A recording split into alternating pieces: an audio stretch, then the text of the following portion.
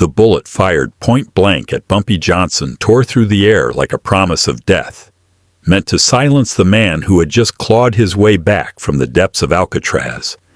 But in that split-second miss, the streets of Harlem shifted beneath everyone's feet, alliances cracked, and a new war began to simmer in the shadows.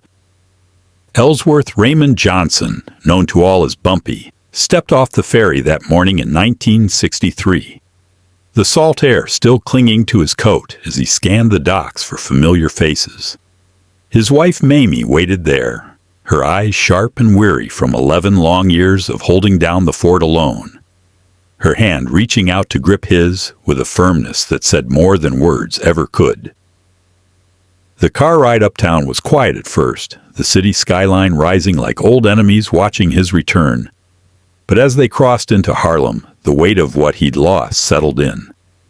The buildings looked the same, but the pulse felt different, faster, meaner, infected by outsiders who had no business claiming his turf.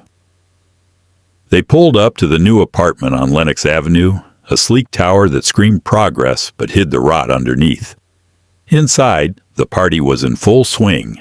Friends, family, associates all gathered with glasses raised, laughter echoing off the walls. Guapo, his loyal Cuban enforcer with the scarred knuckles and easy smile, pulled him aside first, whispering about the Italians squeezing the life out of the numbers rackets. "They're everywhere, Jefe," Guapo said, his voice low under the music. "Taking cuts, roughing up our people." Bumpy nodded, his face a mask of calm, but inside, the fire started building. Another man, slick with sweat from the crowd, offered him a crate of guns hidden in the back room, Thompson submachine guns, fresh and oiled. Bumpy waved him off, not yet, but the offer lingered like smoke. A nun from the local school approached next, her habit crisp, telling him his daughter Elise was thriving in her studies, a bright spot in the chaos. But the noise grew too much, the congratulations too hollow, and Bumpy slipped away to the stairwell seeking the quiet of the rooftop. That's where his granddaughter Margaret found him, her small hand tugging at his sleeve. "Grandpa, you promised ice cream," she said, her eyes wide with that innocent trust that twisted his gut. He smiled down at her, ruffling her hair, and they headed down together. But before they could reach the door, Pettigrew burst in. His right-hand man built like a wall, with a scar across his cheek from a long-ago knife fight. "Trouble on 140th, boss?" "Bad." Bumpy's jaw tightened. He told Margaret to wait with Mamie, then piled into the car with Pettigrew and a couple of young guns. The bar was one of his old spots, a dim joint where locals played cards and nursed drinks. Now it was a mess. Tables overturned, blood on the floor. A man lay slumped against the wall, gut shot, gasping. The bartender, nursing a busted lip, explained through gritted teeth. 3 guys came in, masks on, demanding the take. Shot him when he resisted. Said it was from Zambrano. Zambrano, Chin Gigante's lieutenant, the Italian bulldog who'd been gnawing at Harlem's edges. Bumpy knelt by the wounded man, pressing a handkerchief to the hole in his stomach. "Get him to a doctor," he ordered, slipping a roll of bills into the bartender's hand. "And tell the girl behind the counter to take the night off." His voice was steady, but his mind raced. The Italians weren't just encroaching. They were declaring war on his homecoming. Back in the car, Pettigrew filled in the gaps.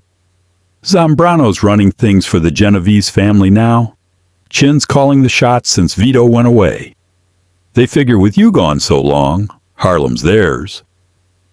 Bumpy stared out the window at the passing storefronts, the kids playing stickball, the old women gossiping on stoops. "Take me to Pleasant Avenue," he said finally, his tone leaving no room for argument. Pettigrew hesitated, glancing at the others. "That's their backyard, boss. Full of guineas with guns." Bumpy's eyes met his in the rear view. "I know." The radio crackled as they drove, a voice preaching fire and redemption, Malcolm X railing against the white man's grip on black lives. Bumpy listened, remembering the young hustler he'd once pulled aside in a pool hall, advising him to drop the street life before it swallowed him. Detroit Red, he murmured to himself. Pleasant Avenue was a fortress. 6 blocks of Italian turf where outsiders didn't last long. They parked a block away, weapons checked, pistols tucked in belts, a shotgun under a coat. Bumpy led the way into the butcher shop that fronted for the Genovese operations, the smell of blood and sawdust thick in the air. Young wise guys outside froze as his men fanned out, barrels glinting. Inside, Zambrano was at work, slicing open a pig carcass to pull out bags of pure heroin, the white powder spilling like snow. Bumpy leveled his sawed off at the man's head. "You've been busy," he said, voice like gravel. Zambrano turned slow, knife in hand, his face twisting into a sneer. "Bumpy Johnson, thought you was rotten in the rock forever." The room tensed, hands inching toward holsters. Then Chin Gigante stepped in from the back, broad-shouldered, eyes cold as steel. "Easy, boys, this here's a legend." They talked then over the carcass, Chin offering a cigar, Bumpy refusing. "Harlem's mine," Bumpy said. "Always has been." Chin laughed a short bark. "Times change. We run it now." The standoff held until Bumpy fired into the meat, splattering blood and drugs across the floor. "Message received," he said, backing out with his men, the air electric with unspoken threats. That night, back at the apartment, Mamie cornered him in the bedroom, her robe loose, worry etching lines around her eyes. "You promised, Ellsworth. No more of this life." He sat on the bed, shoulders slumping, for the first time that day. "I know, but they ain't given me a choice." She touched his face, tracing the lines prison had carved. "You're home now. We can start fresh." He pulled her close, whispering assurances. But sleep didn't come easy, the ghosts of Alcatraz mixing with the new dangers outside. The next day brought Frank Costello to his door, the old Italian boss, silver-haired and sharp-suited, the prime minister of the underworld. They played chess in the living room, pieces clicking like fate's decisions. "Chin's put a contract on you," Costello said midway through the game, moving his queen. "Wants you gone before you stir up trouble." Bumpy paused, his bishop hovering. "And you?" Costello shrugged. "I told him no. Commission's rules. You don't hit a mate associate without approval." But the warning hung heavy. Chin wasn't one to follow rules. Meanwhile, at the Genovese Club, Chin paced, slamming a fist on the table. "Bumpy thinks he can waltz back in? Put the word out. 50 grand. To the man who drops him." His lieutenants nodded, eyes darting. They knew Bumpy's reputation, the way he'd held off Dutch Schultz back in the 30s, without firing a shot himself. Bumpy sought out Malcolm at a small diner, the smell of coffee and grease cutting the tension. Malcolm rose, embracing him like a brother. "You saved me once, Bumpy. Let me return the favor." They walked the streets, Malcolm pointing out the wreckage. The junkies slumped in alleys, the dealers peddling death on corners controlled by the Italians. "My soldiers can help you take it back," Malcolm said, his voice rising with conviction. "But we do it clean. No drugs in our community." Bumpy considered, then nodded. Together, their crews swept through the projects, roughing up dealers, smashing vials. As Malcolm preached from a milk crate, fire in his words about self-reliance and pride, Chin's men rolled up, trucks full of armed Italians, ready for blood. But Bumpy had snipers on rooftops, rifles trained. He stepped forward, punching one of Chin's captains square in the jaw. "This ends now," he growled. Chin, from the passenger seat, locked eyes with him. "You're dead, Johnson." But they backed off, tires screeching, leaving dust and defiance. Word spread fast. A friend of Mamie's pulled Bumpy aside at a gathering, begging for help with her son Teddy. "He's hooked on that poison, and running with the wrong crowd. Bumpy probed, learning Teddy was deep in heroin and entangled with Stella Gigante, Chin's daughter, a forbidden romance across lines of race and power. At Chin's home, he confessed to a priest in the dim confessional, rage boiling. "My girl's with some Negro jazz player. If God don't fix this, I will, with a bullet." Bumpy got a tip from his shoeshine man Cecil. Zambrano was sleeping with his own maid, a vulnerability. Politician Adam Clayton Powell Jr. showed up next, slick in his suit, asking for muscle to sway votes. Bumpy refused at first, but Malcolm urged caution. "Don't mix with them. Stick to our own." The pieces were aligning, but danger lurked. It happened at the ice cream parlor on a sunny afternoon. Bumpy sat with Margaret and Elise, spoons clinking against bowls, laughter light for once. He spotted the man across the street, nervous, hand in his pocket, eyes too focused. "Get down," Bumpy whispered, shoving the girls under the table as the hitman burst in, pistol raised. The shot rang out point blank, the muzzle flash blinding, the bullet whizzing past Bumpy's ear and embedding in the wall behind him. Chaos erupted, screams, glass shattering. Bumpy rolled, grabbing a chair and swinging it like a bat, cracking the assassin's arm. The man fired wild, grazing Bumpy's shoulder, hot pain searing through. Pettigrew and Guapo, waiting outside, stormed in, tackling the shooter. Bumpy pressed his foot on the man's chest, blood trickling down his sleeve. "Who sent you?" The hitman spat. "Zambrano." "For the chin."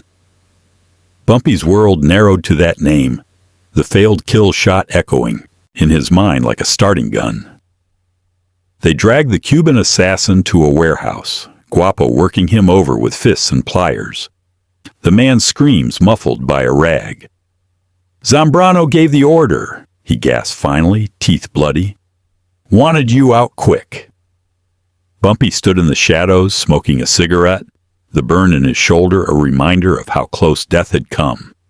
This wasn't just a hit. It was a declaration that changed everything. No more waiting, no more negotiations. He visited a mental asylum where an old contact was held, using the time to think. "I'm breaking from the Italians," he told Pettigrew later. "We'll run our own game." To seal it, he cut deals with Malcolm and Powell. Protection for speeches, alliances forged in blood.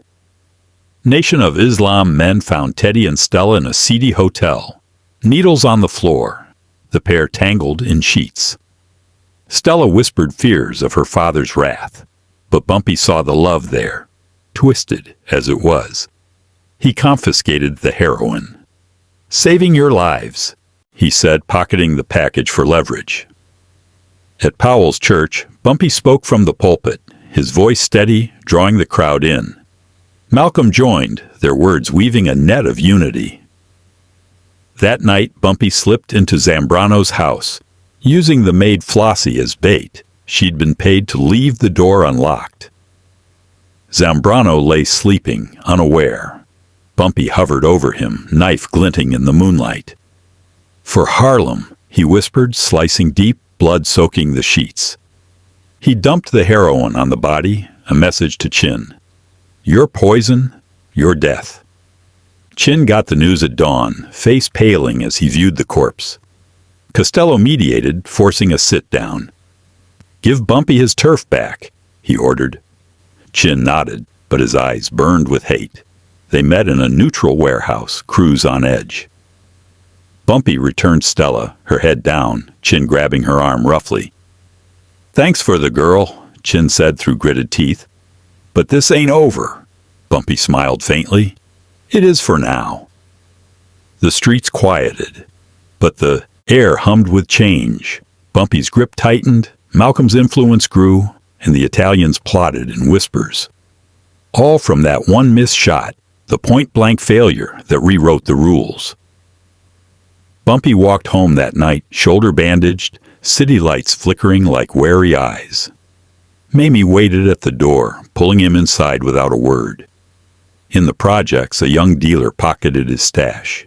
hearing rumors of a new order. Malcolm stood on a corner, watching the stars, dreaming of revolution. Chin sat in his club, nursing a drink, fingers drumming on the table. Pettigrew checked his gun, knowing peace was fragile. Guapo laughed with the crew, but his eyes scanned the shadows. Teddy held Stella's hand in secret, hearts racing. Powell counted votes, alliances shifting. Harlem breathed alive with tension, every corner holding a secret, every glance a potential betrayal. Days turned to weeks, Bumpy rebuilding piece by piece. He met with suppliers in back alleys, negotiating terms with a quiet authority that commanded respect. One evening, in a smoky jazz club, Teddy played piano, notes floating like smoke, Stella watching from a booth, her father's spies nowhere in sight. For now. Bumpy sat in the corner, nursing a whiskey, mind on the bigger picture. A messenger arrived, breathless. Chin's moving product through the docks again. Bumpy nodded, signaling Pettigrew. They hit the shipment that night, trucks ambushed under the bridge, crates smashed, heroin spilling into the river like lost dreams. Chin's roar echoed through his club when he heard smashing a glass against the wall. "Johnson's pushing too far," he snarled to his captains. "Find his weak spot." The weak spot came in the form of Elise, Bumpy's daughter, walking home from school. A car slowed, window rolling down, but Malcolm's men intervened, pulling her to safety as shots rang out. Bumpy got the call at home, rage boiling over. "They went after my blood," he told Mamie, pacing the floor. She grabbed his arm. "End this before it takes you." But he couldn't. The game was on. He confronted Chin at a neutral restaurant, tables cleared, guards at the doors. "Touch my family again and I'll burn your world down," Bumpy said, voice low. Chin leaned back, smirking. "You started this with Zambrano." The talk went nowhere, but a truce held, barely. Malcolm pulled Bumpy into a mosque meeting, voices raised in debate. "We need you for more than guns," he said. "For the people." Bumpy listened, seeing the fire in the young men's eyes, remembering his own youth hustling on these streets. He committed then, funneling money to community programs, schools, clinics, washing some of the blood from his hands. But the underworld didn't forget. A betrayer in his crew, bought by Chin, leaked routes. An ambush followed, cars ramming Bumpy's on a rainy night, gunfire shattering windows. Bumpy fired back, clipping one attacker, Pettigrew dragging him to cover. They escaped, but the traitor was found. Later, dangling from a lamppost, a warning to others. Tensions peaked at a block party, music thumping, grill smoking. Bumpy mingled, shaking hands. When Stella slipped him a note, "Dad's planning something big." He crumpled it, eyes scanning the crowd. Chin's men struck at midnight, bombs in cars, flames lighting the night. Bumpy's people fought back, streets turning to battlegrounds, bodies dropping. In the melee, Bumpy cornered one of Chin's lieutenants in an alley, gun to his temple. "Tell him it's over," he said, but spared the man, mercy as strategy. Chin backed down after that, losses too high, but the scar remained. Years blurred, but that shot's echo lingered. Bumpy sat in his office, ledger open, counting gains. Mamie entered, smiling softly. "We made it through." He pulled her close, but outside the city whispered of new threats, younger gangs rising, feds circling. Malcolm's speeches grew bolder, drawing crowds that filled blocks. Chin brooded, alliances fraying, within his family. Teddy and Stella fled upstate, starting fresh away from the fire. Pettigrew patrolled, ever vigilant. Guapo toasted to victories in a bar, but kept his knife sharp. Harlem evolved, stronger in parts, broken in others. The point-blank miss a pivot point, where one man's survival sparked a chain of events that no one could unwind. Bumpy walked the streets alone one dawn, fog rolling in, thinking of Alcatraz's cold cells and Harlem's warm chaos. A kid approached, eyes wide, You Bumpy Johnson? He nodded. Keep your head up, son. The boy ran off and Bumpy continued, the weight of change on his shoulders, the city pulsing around him like a living thing, full of secrets and second chances. Chin watched from a window across town, plodding quietly. Malcolm prepared for a trip, words ready to ignite. Mamie waited at home, coffee brewing. The sun rose higher, casting long shadows, and the game went on.